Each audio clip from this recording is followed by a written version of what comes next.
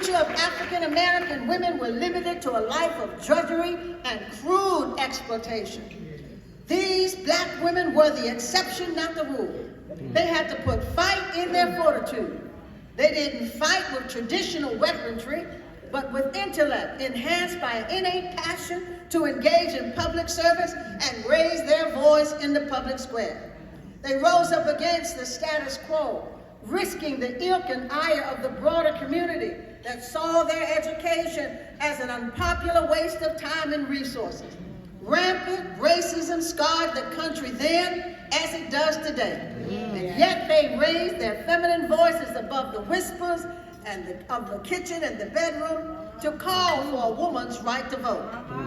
All of the accoutrements of our sorority, our pen, our shield, our violence, our call, our steps, our service, our scholarship, our social action is an active platform, a visible reality, and a reminder that we are due something women. Yeah, we come from a long line of them. Our mothers, our grandmothers, our aunties, who set the stage and the standard of do something less. In 1945, 855 black women of the Women's Army Corps became the 688 Central Postal Directory Battalion. They were shipped to England to figure out how to deliver 17 million, not 70, but 17 million pieces of undelivered mail to 7 million soldiers scattered across Europe, while the Battle of the Bulge was raging at a time when military officials weren't sure how the war was going to come out. Many of the women came from family with no sons, like my family, the Carl and Vashti Turley Murphy family. They joined the WAC to represent their families in the war effort, and my aunt, Vashti Murphy Matthews, served in the 688.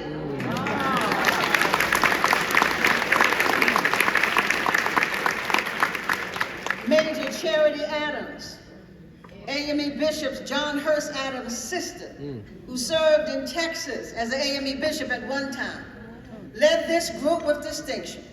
She refused, as her testimony, any attempt by the Army to house them in segregated facilities like the Red Cross wanted them to, and the GIs told lies about them, but the British people received them gladly. The women of the 688 was given an old, rat-infested, dilapidated stone school building to renovate in a facility to handle the mail. And they transformed the monstrosity in a self-supporting unit with a post office, their own supplies, their own sleeping quarters, their own mess hall, their own military police station, 23 officers, and a beauty parlor.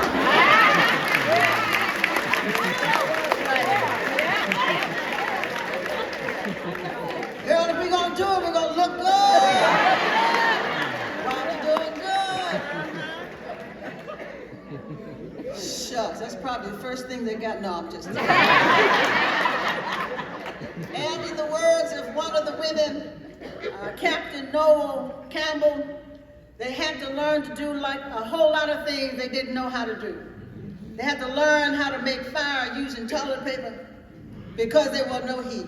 And they had to get used to wearing pants at a time when women only wore skirts and not pants. 3 women lost their lives in Birmingham, England. But their testimony was that they were young, they were strong, and they survived. No one had ever seen that much mail, and the men couldn't figure out what to do. Excuse me, brothers, I'm so sorry. It's a fact of history. They couldn't keep up with the multitude of mail. But these do-something black women worked 3 8-hour shifts, 7 days a week, processing 65,000 pieces of mail on each shift by hand.